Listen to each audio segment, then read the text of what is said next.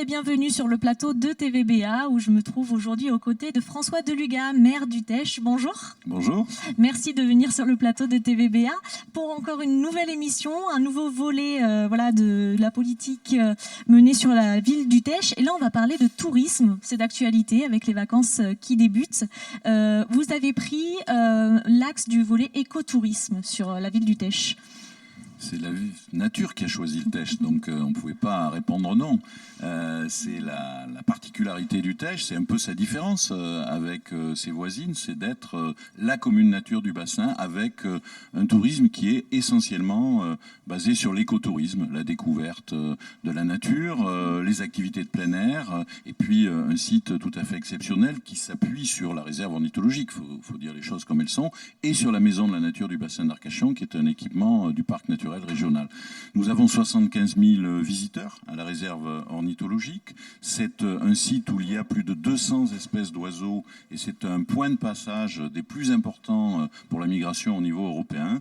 Et donc nous avons là un site qui en matière de pédagogie de l'environnement, mais aussi tout simplement de découverte ou de plaisir de l'espace naturel, permet d'avoir une locomotive pour développer un tourisme qui est très axé sur la nature, sur le développement durable.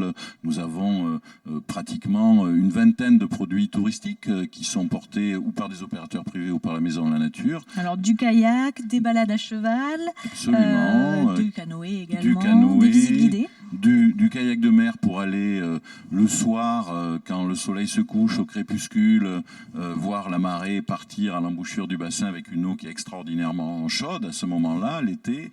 On le fait d'ailleurs aussi en octobre, en novembre, l'eau est moins chaude, mais c'est aussi très très beau avec un brouillard qui se lève. Voilà, donc un site tout à fait remarquable. Nous avons une dizaine de kilomètres de promenade dans le delta avec le conservatoire du littoral et le département. Beaucoup de pistes cyclables, qui est aujourd'hui un élément à la fois de qualité de vie des Téchois, mais aussi un élément d'attractivité. Et que vous développez en particulier voilà, là. Nous avons 24 km de pistes cyclables, alors que notre réseau de voirie, c'est 55 km. Ce qui veut dire qu'il y a pratiquement, pas tout à fait, mais presque, une voie sur deux qui est doublée par une piste cyclable en site propre. Alors, bien évidemment, nous avons la chance d'avoir une ville assez regroupée, d'être sur un terrain qui est plat et d'avoir de l'espace. Accessible, du voilà. coup, pour tous les publics. Je pense qu'il n'y a pratiquement aucune commune, au moins en Gironde, dont 50% de la voirie est doublée d'une piste cyclable. Donc, c'est pour nous, pour la population, extrêmement important. Tous les équipements sont reliés. À la fois pour les touristes, mais pour les locaux aussi. Voilà. Et pour les touristes aussi, parce que nous venons de demander le label Territoire Vélo.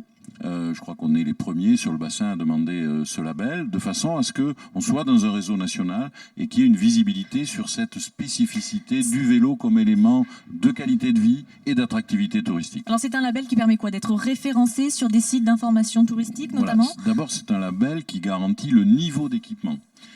Et ensuite, c'est un label qui, effectivement, permet d'être référencé sur tout le réseau des territoires vélos, sur toute une série de grands sites, et donc de pouvoir être un élément de dynamique du développement écotouristique de la ville.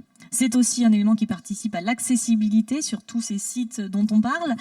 Et quand on parle d'accessibilité, il y a quand même un gros chantier qui vient de se terminer, c'est celui du pôle multimodal, donc de la gare. Voilà, c'est un peu le nœud de tout cela, puisque nous avons sur ce site qui s'est achevé ces dernières heures ou ces derniers jours, une capacité à accueillir le double de voitures pour faire un pôle d'arrêt des véhicules. Il y a 60 places de stockage de vélos, il y a le réseau de bus de la Cobas, il y a le point vélo de la ville d'Insercycle qui permet de louer, de réparer, de recycler des vieux vélos et de former des gens sur ce travail-là. Bref, un point qui est en plein centre-ville et qui permet à la fois, bien sûr, pour nos Téchois le déplacement, mais aussi l'accueil des touristes. C'est un petit peu comme quand vous arrivez à Paris, quand vous arrivez à Montparnasse en plein centre. Ben voilà, maintenant c'est pareil. Tout à fait comparable. Voilà. Alors après, on n'a heureusement pas la tour Montparnasse en face.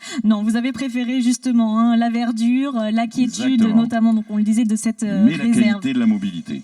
Quand on parle tourisme, on parle déplacement, on parle accueil sur des sites bien sûr remarquables, on parle aussi hébergement. Là aussi, vous êtes sur un profil d'hébergement particulier au Teche ? Absolument. On a bien sûr 2 hôtels sur la commune, 2 hôtels moyens en taille, mais on a beaucoup de gîtes. Beaucoup de maisons d'hôtes, une 40aine, ce qui est pas mal à l'échelle de notre ville. Donc là, c'est vraiment un hébergement de qualité. Un accueil chez les habitants. Un accueil chez les habitants, quelque chose de très chaleureux. Et puis, on a une résidence de tourisme et un camping. Les 2 sont absolument pleins tout l'été en permanence, et pour la résidence de tourisme, même d'avril à octobre, sur le port, la résidence Rive Marine, et c'est un site absolument exceptionnel de pouvoir le matin, quand on ouvre ses volets, voir le port et voir tout le delta. Voilà, donc c'est une typologie qui permet d'avoir un accueil de qualité, et en même temps, lorsqu'on est au Teche, en vacances l'été, mais on n'a pas d'encombrement. Je dis ça complètement par hasard, bien sûr. Et il y a une grande quiétude.